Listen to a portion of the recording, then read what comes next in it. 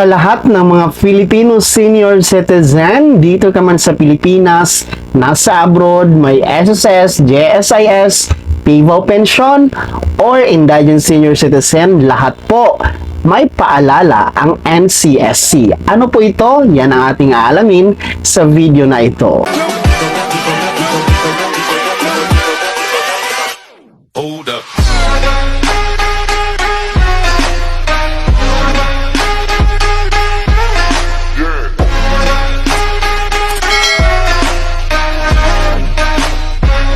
Hello mga ka-vlogs! Saan ka mang dako sa mundo? Welcome dito sa aking YouTube channel. And kung bago ka pa lang dito at nais mo mga informative content na narito sa aking YouTube channel, ay maaari niyo pong i-click ang ating subscribe button pagkatapos mong panoorin ang video na to at maaari ka maging miyembro dito sa aking channel. Sa pamamagitan ng pag-click ng join button, mamili ka ng mga nice mong perks mga ka-vlogs. Magandang araw po sa lahat ng mga Filipino senior citizen. So, ngayon po, araw ngayon ng Miyerkules, unang araw sa buwan ng Mayo, May 2024.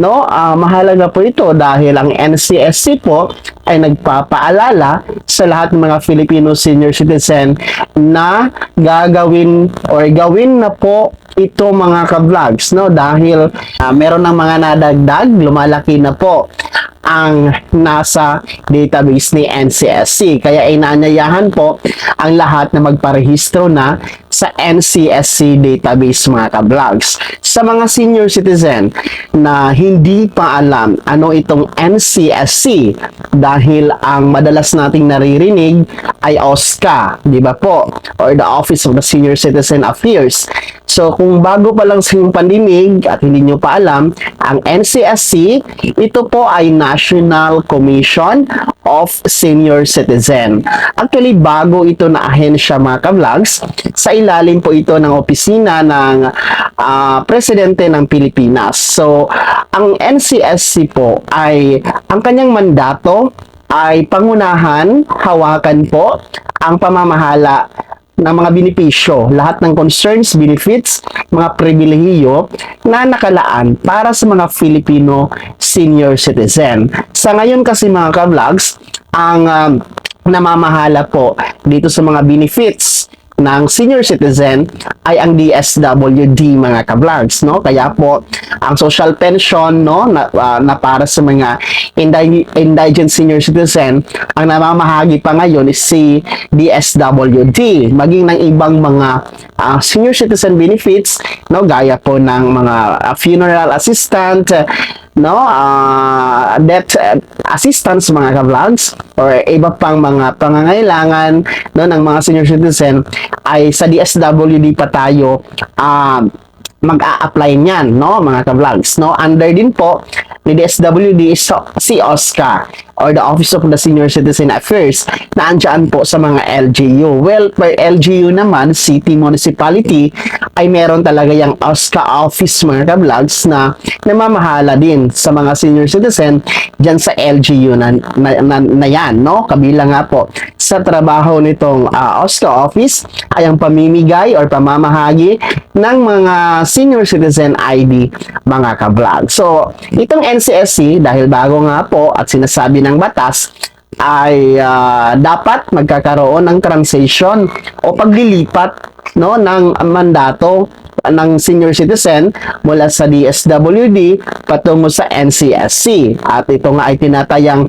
mangyayari by 2025 na ang NCSC na talaga ang mamamahala dito sa mga benepisyo at iba pang pribilehiyo ng ating mga senior citizen. So, ang NCSC po ay pinangungunahan ng chairman na si Attorney Franklin Quijano. Ayan, siya po ang NCSC chairman mga ka-vlog. So, sa ngayon po, May 1, 2024, ay muli pong nag-aanyaya at pinapaalala no, hinihikayat ang lahat ng mga Filipino senior citizen na magparehistro dito sa NCSC database. So, ang registration na ito mga ka-vlogs ay online lamang, no?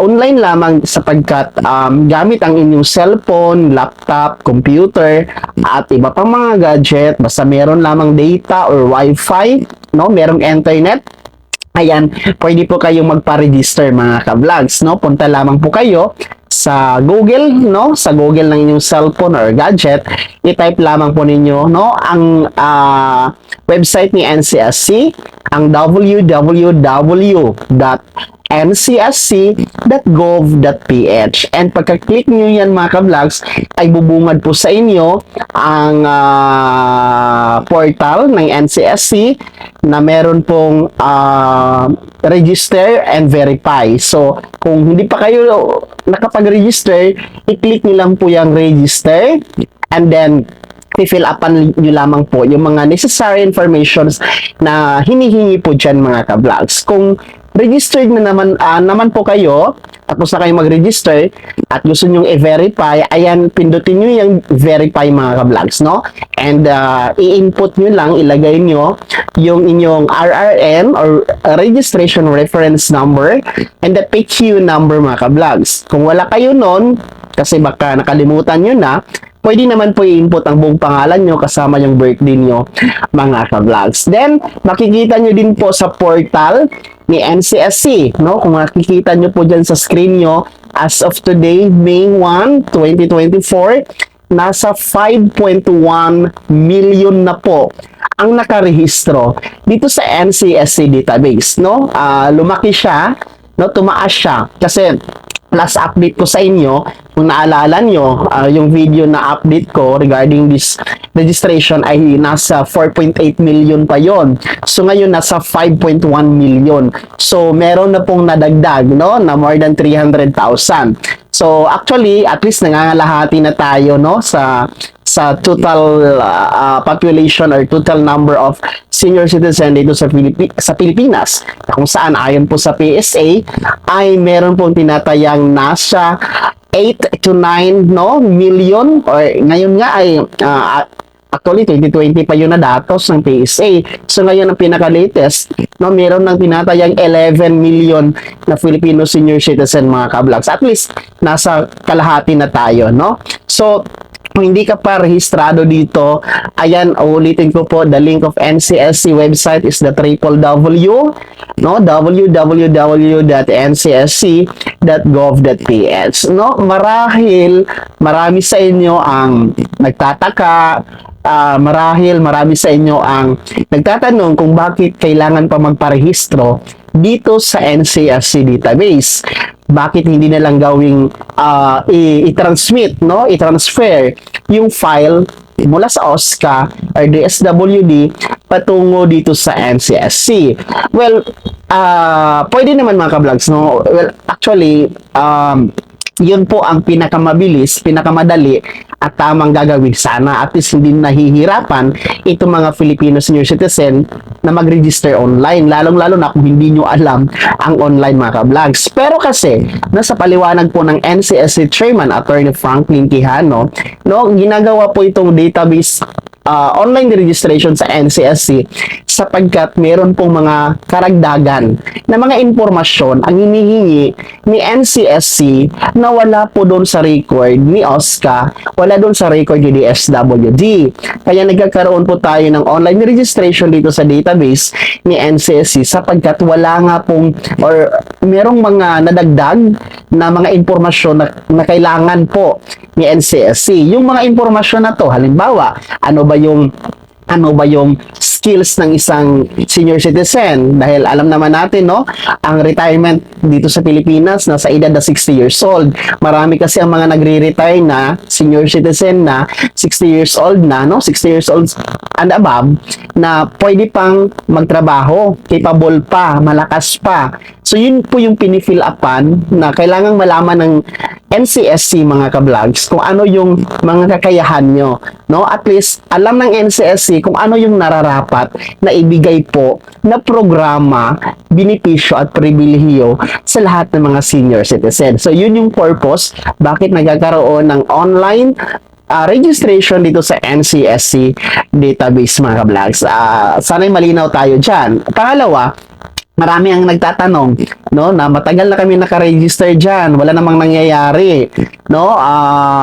Tapos na kami nag-register diyan, pero wala pa rin kaming natatanggap na pensyon, wala pa rin kami natatanggap na mga ayuda, no? Ang kasagutan po dyan, antay lang po kayo mga ka-vlogs dahil sa sinabi ko na kanina, hindi pa po nagkakaroon ng transition from DSWD to NCSC. So, baka next year, 2025, ay magkakaroon ng transition kasi sinasabi naman yan ng batas talaga na dapat ilipat na kay NCSC yung pamamahala ng benepisyo, mga pribilehiyo sa mga senior citizen. So sa ngayon po, mag-antay lamang po kayo, no? At least, no, nakarehistro na kayo, meron na kayong registration reference number or RRN and the PQU number mga ka-vlogs, no? As long as meron na kayo niyan, ayan, wala nang problema dahil pasok na po ang inyong personal information dyan sa NCSC database. Pangatlo,